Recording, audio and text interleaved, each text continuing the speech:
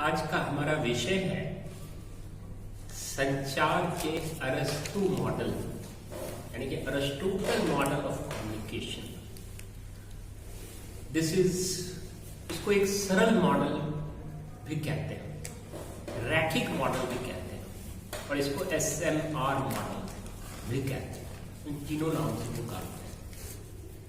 यह सबसे सरलतम मॉडल है जिसमें सबसे न्यूनतम तत्वों या अवयवों का प्रयोग अरिस्टोटल ने किया था।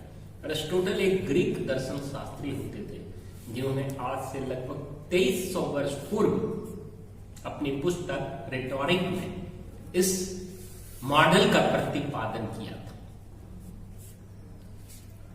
इस SMR मॉडल का उन्होंने प्रतिपादन आज से लगभग 2300 वर्ष पूर्व अपनी पुस्तक रिटोरिक, एक प्रतिष्ठित प्रचलित पुस्तक, सारगर्भित पुस्तक मानी जाती है, उसमें उन्होंने इसकी व्याख्या की थी, इसका वर्णन किया था, इसका प्रतिपादन किया था। इस मॉडल के अनुसार S फॉर स्पीकर, सोर्स और speaker, R for receiver and M for message. SMR, S for speaker or source, M for message and R for receiver। इसमें इन्होंने आरंभ में केवल तीन ही तत्वों की चर्चा की, है ना, सोर्स, मैसेज एंड रिसीवर। ये तीनों संचार में अति महत्वपूर्ण है।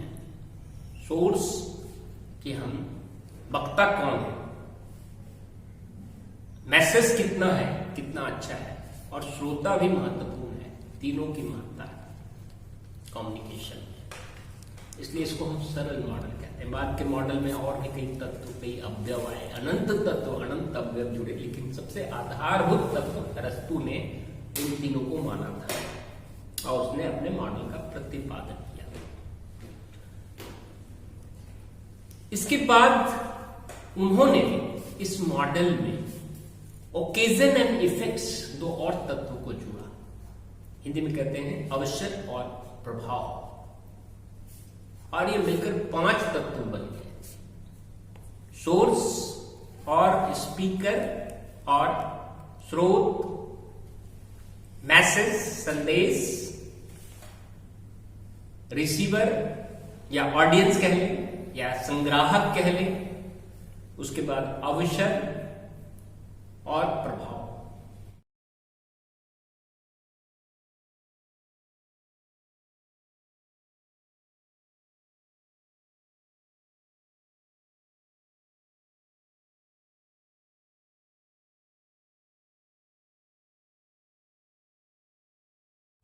अरिस्टोटल ने निष्कर्षतः इस मॉडल में यह बताना चाहा है कि जब हम कोई संदेश देते हैं तो उसके भिन्न भिन्न प्रभावों का भिन्न भिन्न अवसरों पर भिन्न भिन्न श्रोताओं के लिए अलग अलग प्रकार से संदेश का निर्माण किया जाता है, अलग अलग प्रकार से। ठीक है, मान लीजिए कि एक विलेज में आपका स्पीच हो रहा है, तो वो ओकेजन बदल गया, ऑडियंस बदल गया, तो आपके स्पीच का लेवल बदल जाएगा। मान लिया गया कि हम PhD के बच्चों को पढ़ा रहे हैं और वही चीज अगर हमको स्कूल के बच्चों को पढ़ाना है तो मेरा ओकेजन बदल गया, मेरा मैसेज बदल जाएगा और उसके प्रभाव बदल जाएंगे। तो ये उसने पब्लिक स्पीच के संदर्भ में ज्यादा बताया था कि ये मॉडल ज्यादातर पब्लिक स्पीच में लागू होता है, जहां अलग अलग पब्लिक के नब्ज को पढ़ा जाता है। संचार में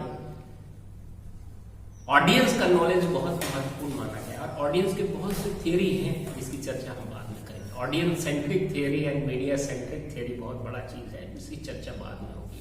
लेकिन ऑडियंस के नब्ज को पढ़ना बहुत महत्वपूर्ण है। Knowledge of the audience is more important than the knowledge of the subject. If you have very high knowledge but you don't know your audience, your communication will fail. And if you have little knowledge but you know your audience and your speech is good, you will succeed in communication. So Aristotle ने इन 3 तत्वों को, और बाद में कहा कि अवसर भी बहुत महत्वपूर्ण है और उसके विभिन्न इस पर प्रभाव महत्वपूर्ण है। और उन्होंने यह जो मॉडल है वो मुख्यतः पब्लिक स्पीच यानी कि सार्वजनिक भाषण के लिए अति महत्वपूर्ण माना गया इसको। हालांकि इस मॉडल को हम अंतर वैयक्तिक संचार में भी लागू कर सकते हैं। जैसे अलग अलग व्यक्ति से अलग अलग प्रकार से बातें की जाती है और संचार सफल होता है। जो वक्ता होता है वो अपने श्रोता के नब्ज को पढ़ता है।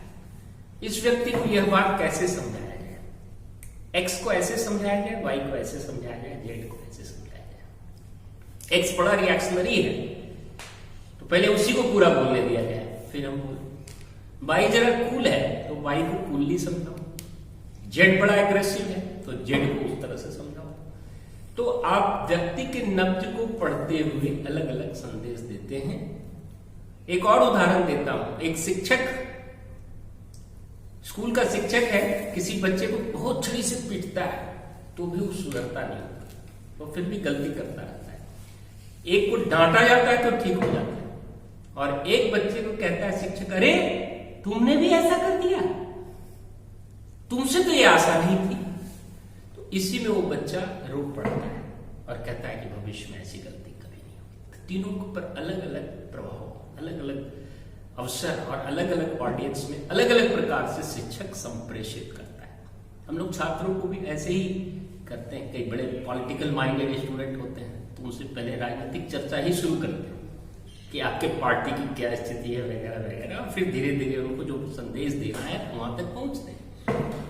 कुछ बड़े कलाकार किस्म के बच्चे होते हैं, कुछ बड़े औद्योगिक मस्तिष्क से ज्यादा प्रभावित होते हैं। सबके अलग अलग माइंडसेट है, सबकी अलग अलग सोच है, सबके अलग अलग दृष्टिकोण है।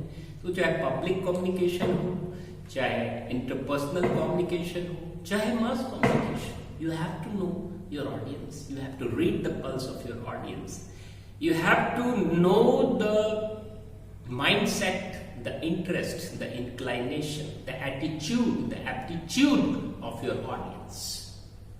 Then you have to frame the message accordingly and you have to deliver the message with that kind of body language, with that kind of style. अब आज के बच्चे को जरा टेक्नोलॉजी ज्यादा पसंद है तो उनको वही लेक्चर जरा पीपीटी पर दिखा दो। हालांकि कई बार वो पीपीटी क्या, जो जुबान से जो लेक्चर होता है पीपीटी क्या है उसके सामने बोल दो तो पीपीटी रख के पढ़ना शुरू कर देते हैं। लेकिन आज के लोगों को वही पसंद है तो वो भी अच्छी बात है।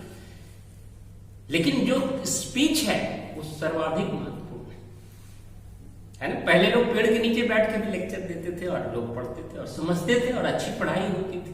लेकिन युगांतर में, कालांतर में समय बदलता रहता है, तो जो उस जनरेशन के लोगों को पसंद है उसके अनुसार जब हम संदेश देते हैं तो वह संदेश अलग अलग अवसरों पर अलग अलग प्रकार से प्रभावी होता है। So we have to know the occasion also in communication.